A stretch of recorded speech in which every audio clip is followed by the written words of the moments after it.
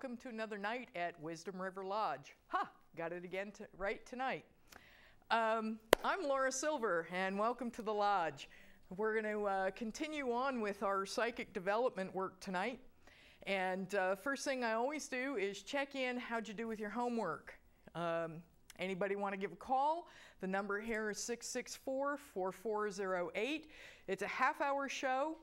And it's live call-in, so you can call in and ask me questions. The one question that nobody's called in and asked me yet that surprises me is, when did I know I was psychic, and what did I have to do to be doing this today? Funny. I'm not going to answer that, though, until somebody calls and asks it. The number is 664-4408, half-hour show. We're going. All right. First thing, homework. Did you do your homework last week? Or the last couple of weeks? Did you keep a phone log and try to guess who was calling? Well, at my house, it's really kind of easy. I'm either getting calls for some trucking agency, motor vehicles. I have a new number, and everybody seems to think that it should be something other than what it is. So with all of those funny calls that I get that aren't really for me, I only had like a 42, 47% accuracy. So how well did you do? Give a call. Let's talk. Could you tell who was on the phone? Could you not tell? Some people have certain rings, and if you cheated and used those cell phones that have a particular ring for a certain person, and you got 100%, don't call. Anyway, there's some stuff going on at the Lodge. There's a Reiki Level 1 class that's developing and will be the last weekend of the month, which I believe is the 30th and the 31st. It's going to be in Shutesbury. There's room for 1 or 2 people left. And I know Shutesbury is a haul from here, but if you really wanted to go and you really wanted to learn Reiki, I'll be driving over both days so you could come with me. And that wouldn't be a problem. But you got to let me know, and you can either call me or go to my website, and there's a spot where you can contact me on the website. Again, 664-4408. I'm standing here waiting. So if you want to take Reiki 1, and we can talk more about that, let's see, Reiki 1 attunes people to the physical level so that on a physical level they're able to handle more of the psychic energy and spiritual energy that's about and available in the world. And it teaches you the hand positions. It also teaches you the principles of Reiki, which actually follow very nicely with natural law, which we talked about last time. And those principles actually can lead you to a pathway of life that will make life a whole lot easier for you. Not an easy pathway to follow, but those principles are explained in the Level 1 program, and you are acquainted with them and able to work the Reiki for yourself. Also, maybe people aren't aware, but I will do private Reiki treatments, and knowing that a lot of us are not working or have limited funding, Reiki, I use a sliding scale fee, and Reiki treatments start at just $10 a session. I can come to home, I can come to hospital, you can come to me. You decide. What can Reiki do for you? It'll lower your blood pressure. It will help you sleep better. It will, I'd like to say it'll help you lose weight, but don't look at me and say that. It will reduce pain, or it can eliminate pain. It can help thought to get clearer. And it has a bunch of benefits for it, the least of which is that you'll have a very deep, relaxing session. And it's well worth it. I know a lot of people who are able to reduce or minimize their use of medication through the use of regular Reiki treatments. So if you haven't thought about it, consider it. It's a good deal. And better if you learn to do it for yourself, then you can always take care of yourself. Also, I do private psychic readings. I do house cleansings if you've just moved into a place and the energy doesn't feel quite right, or it feels kind of dark and stuffy. Give me a holler, and even if you don't want me to come out and do that, I can give you some tips on how to do that for yourself.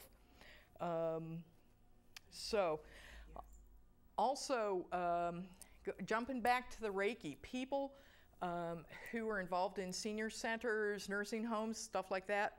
My students and I often go and do community service work. We call it a Reiki Way because Reiki is a pathway. So if you're involved with a group, I've taken my students into the Ronald McDonald houses, and we've done work there with the families and the actual patients who are there. So there's a variety of settings where we can go, and we usually do that as community service. So if you're involved in something like that and you'd like us to come out, give us a holler, let us know. It's a great way to introduce people to Reiki. And while I'm on that, patients with dementia, people who have dementias, tend to respond very well to Reiki, and you'd be surprised the changes in their behavior, especially in the later stages of the dementia that Reiki will affect. So it's a really cool thing, and it's something that I don't talk enough about, but you know, again, give me a holler, and let's see what we can do for your community setting or for you individually. Again, the number here, 664-4408, and here we are. So tonight we're going to kind of move along from the natural law and start talking about what it is to be a medium or a psychic, and what it is to sit in a circle, a development circle or a message circle.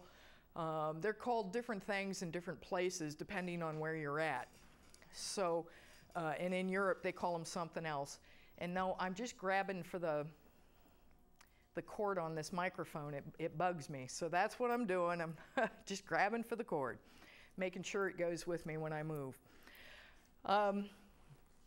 Mediums tend to be, well, remember we were talking about natural law and the law of vibration, and we're vibrating down here and spirit's vibrating up here, and we have to come together to be able to communicate with each other. Well, guess what's in between there? A medium. So that's part of how the term came about. A medium is someone who's sensitive to being able to read those energies up and above us. They're not actually above us, but that's the best way to illustrate it for you. But anyway, so the mediums work to bridge that gap and come in between. They're able to get the messages, and there's also they're also able to help create what we call physical phenomena. Now, there are two kinds of phenomena that occur when you sit in a circle. And how many people listening have sat in a psychic circle before? Yeah, half the studio's got their hands up. If you haven't, it can be a lot of fun, but a lot of people are very afraid of doing that, partly because it's something they've never done, and they're concerned that they're not going to be safe, I believe is the biggest thing that I encounter. And what we do in the circle is I work with what I call a balance, and that's another person that is energy is able to balance with me, so that we actually, between the two of us, will hold the energy of the circle. So you can be as skeptical as you want and still be in the circle. Just keep an open mind, though. If you're sitting there throwing daggers at us, that's not going to be helpful to the circle. But if you keep an open mind and just stay open to the idea that you're here, we'll hold the energy for you. Now, I only work with white light. I do not allow anything negative to come in, and I have worked with negative energy in the past. I was called with a group that I was working with to clear a house of negative energies. The house was directly across the street from a bar in a town in New York. And some of the people who were living in that house were experiencing things like being pushed downstairs. And the energy that we encountered there was not so much that it was bad energy as it was angry energy, and it was frightened energy. Underneath anger, there is always fear. So we found this entity that was extremely angry, and we were able to match his energy and encourage him to move towards light, into a different realm. And he was afraid to do that, and part of the reason he was afraid to do that, he was afraid he was going to be judged. And with some education and some reassurances, we were able to help him move along. So I've encountered that type of energy. I don't work with that type of energy unless I'm working to relieve it and send it into the light. So we only work with the good and the positive energy, and me and the balance, or the psychic, whoever's facilitating the group for you, will hold that energy for you, and nothing is going to happen to you. In that, and most of these circles are done in the dark, so that adds an element of ooh to it. But the lights can come on at any point. You just have to let the facilitator know that you're have some concerns or that you're afraid, and a good facilitator will work with you and help you with that, and get the lights on so that you can see that there's not really anything there that isn't there when the lights are out. So, if that makes any sense. Anyway. So the two types, there are two types of phenomena that occur in these circles. And a guy named E.W. Sprague kind of classified phenomena into these two groups a long time ago. A lot of this stuff is like 16 years older than dirt here. But anyway, E.W. Sprague classified two types of phenomena. And he classified mental phenomena and physical phenomena. There we go. Now your mental phenomena are things like clairvoyance, clairaudience, clairsentience. What does that mean? Okay, well clair is pretty much what it sounds like. It means clear. Clairvoyance, voyance is the vision, so it's having clear vision. The psychic will say, I see. Clairaudience, audience is the hearing, and the psychic will say, I hear. And then clairsentience, the psychic will say to you, I know. I know this. So those are the three clairs. And there are some people in the psychic world who will joke and tell you there's a fourth. It's called clairsmellience. And that's where the psychic will tell you, I smell something. And actually, the sense of smell is usually the first mechanism that people get psychic information. It is so important and has always been so important in the world at large, in biology. Babies know their mothers through scent. And if you think about it, some of your most remarkable memories will involve a scent. You may remember the way Grandma's apple pie smelled when you came home from school, or you'll remember a particular perfume or soap that someone used to remember them by. And so there's this thing called clairsmellience, where people will pick up smells. That's all mental phenomena because it all occurs within a person, and it's not anything that you can actually reach out and touch.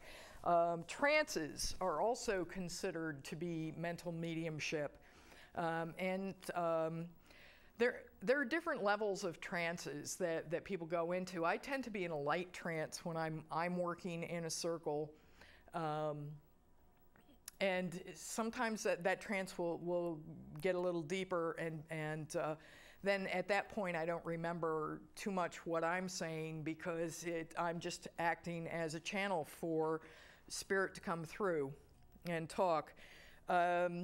Prophecy is a form of mental mediumship, and that's where you predict. And it's also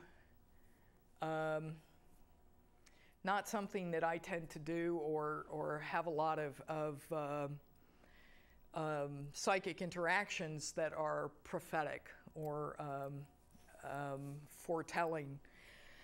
Then there's psychometry. Now, this psychometry is where you take an object and you hold it and you read it. And this is probably one of the easiest forms of psychic work to begin with.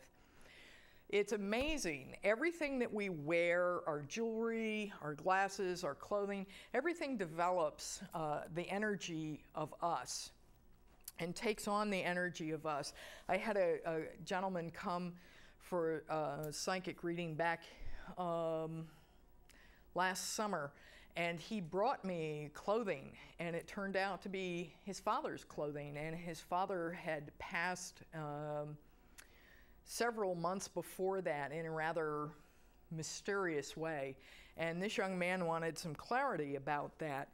And it was interesting how strong the energy was on his father's clothes. So he actually handed me these clothes and asked me to read them. And we were able to work together and get a fairly good idea of what was going on with that, which was kind of fun. So psychometry is pretty easy, but now pay attention, because there's going to be a quiz on this later. And then there's another form of mental mediumship is the absent healing. Energy can be moved through time and space to other people. And of course, working only with white light and good energy, I can move white light and good energy to other people through time and space. It doesn't work just for other people, though. It can work for situations, it can work for animals, it can work for places, it can work, you know, my car was making some really funky noises one day, and I was out in the middle of nowhere. So I put this healing right to it, and surprisingly enough, I got myself to a place where I could get the car attended to, much to the surprise of the mechanics. They thought that that shouldn't have ever happened. So it's amazing what this energy can do and how it can move literally. So those are all forms of mental mediumship. And again, mental mediumship is all done through the person. Now, there's also a thing called physical mediumship. And this is where you get things like knocks on doors, doors that open, tables that tip. And you know, in the old days, there was a huge upsurge of psychics who were working, and the bunco squads would go out and arrest them because they were all frauds. And there was all of this commotion going on. And a lot of that, they would do things like table tipping, and you'd be sitting at the table and they'd tell you to have your hands lightly on the table, and suddenly the table would move. Well, yeah, they were actually moving the tables, and there was an element of fraud involved in that. But it can happen. And I'll tell you how spirit can move things.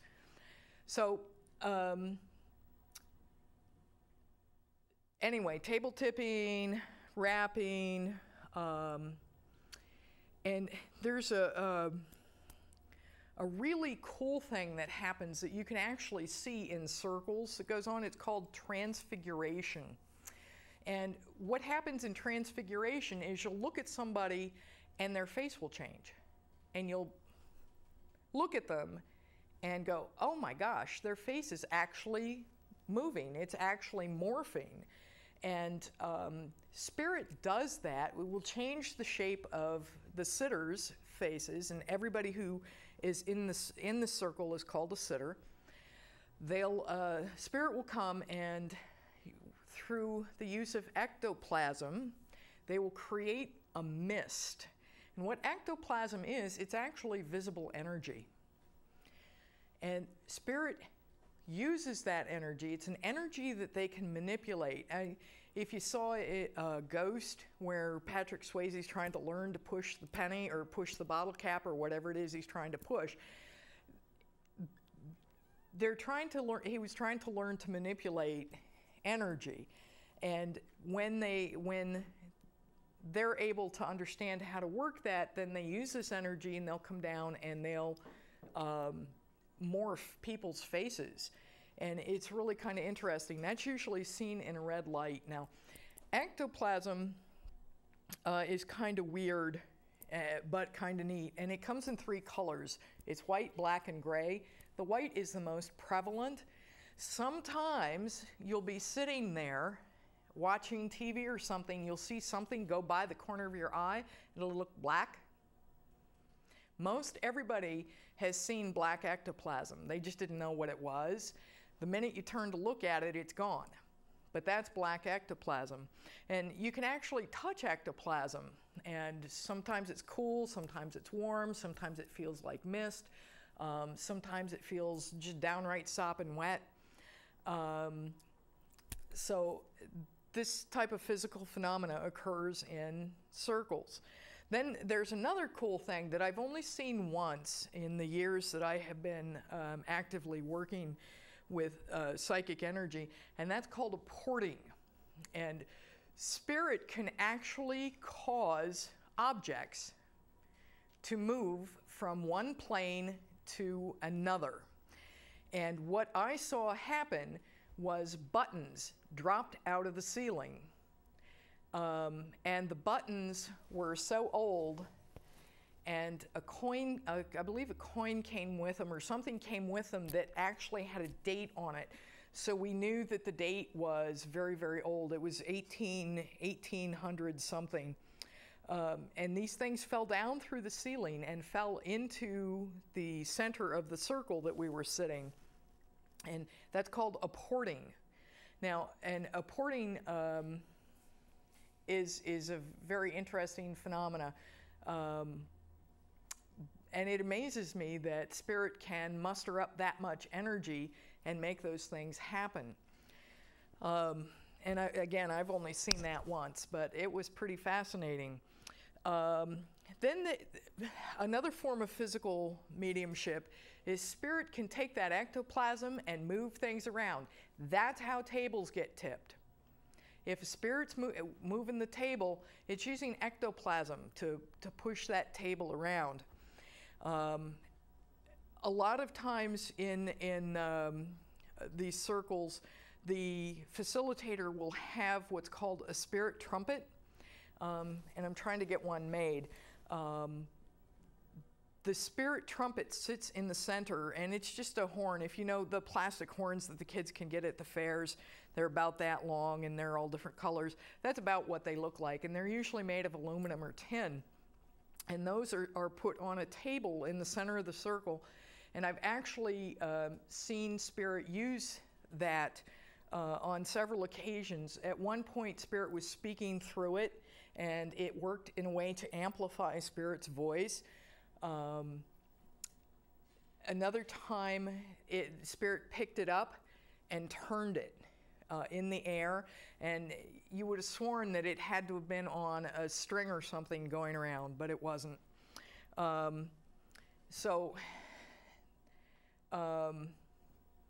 I was in a circle where spirit used the ectoplasm to literally pick my chair up. And as you can see, I'm no little woman. That was a pretty good feat on their part. But they actually picked my chair up and turned it so that my back was to the center of the circle. And for a while, because we were in the dark, I didn't realize that had happened. Then it dawned on me that the people were talking behind me. The rest of the people in the circle were talking behind me. And we actually put a light on, and there I was, about this high off the ground and turned around. So it does happen. And it's a lot of fun when that happens, and you're probably out there going, oh my God, how could you stood that? I'd have to run. It's actually, I didn't realize it was happening to begin with, and when I saw that it was happening, it was actually so fascinating to me that I didn't even think about being scared. And knowing that I work with good light, I wasn't concerned. Whenever somebody is working with white light, whatever happens in that circle is not going to be hurtful to anyone. And that's what my job and my balance's job is to maintain that white light. So I see that our time is starting to dwindle down here, and I want to give you your homework for the next 2 weeks. And this is going to be fun. What I want you to do not do this with a family member. No family members and no cheating. What I want you to do, find a friend or a coworker or even somebody that you know just casually. Maybe it's the woman who hands you your coffee in the morning across the counter. Ask them to borrow for just a few moments a piece of jewelry or something that they have on their person that's theirs. I have lots of rings and tend to wear quite a bit of jewelry, or have quite a bit of jewelry, or always have something in my pocket. What I want you to do is I want you to get that object, put it in your left hand, cover it with your right, close your eyes, take a deep breath, and then the first impressions that come to you, I want you to write down whether the object is hot or cold, whether you sense light or sound with the object, whether you get an impression of anything else. Just stick with it, and sometimes it takes a few minutes, so just kind of hang in there and work with it. And then the other thing to remember is always give what you get. If it feels hot, say, it feels hot. If you get some silly impression, like once I got an impression of a boat and I had no clue why, which is part of the reason I wear a boat these days, reminds me. The boat turned out to be very significant to the person that I was reading for, and it seemed very insignificant to me. I couldn't figure it out. So I was ready to not say that I'd seen a boat, and it turned out to be very important for this person. So always give what you get. Now the thing to remember, when you give what you get, it strengthens your psychic muscles and you get more. So that's the homework. Do a little psychometry. You're going to read an object, and in 2 weeks we're going to check back with you and see how you've done. Keep an eye out for the website, wisdomriverlodge.com. There's all kinds of things coming up, and there's some really cool things that are in the works that I can't tell you right now, but you're going to have a blast. So, and we're going to have a blast with them. So call me if you want to take Reiki 1. We'll talk. And in the meantime, have great 2 weeks. And we're going to keep the lights on in the lodge for you, because that's just what we do. Journeys of spirit and light. So take care. Have fun with your homework. And I will talk to you in 2 weeks.